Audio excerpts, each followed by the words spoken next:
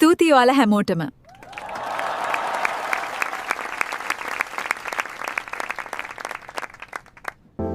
රාබුවන් ඔයා මට මොන විදිහකට සැලකුවත් මං කඩාගෙන වැටුනේ නෑ.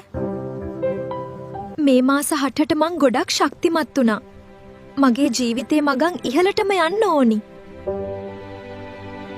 මිනිහා ගෙදරින් එලවලා තියෙද්දිත් කැරටිනාගේ ගෙම්බර් එක බලපල්ලකෝ. අනේද කියන්නේ මගේ ඇස් දෙකටම දැක්කනේ දවසක් මිනිහෙක් එක්ක හොටෙල් එකකින් එළියට එනවා.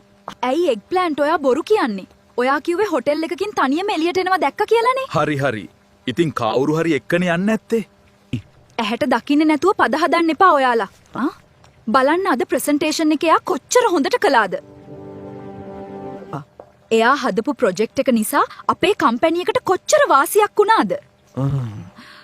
ඔයාලට ඉරිසියාව තියෙන්නේ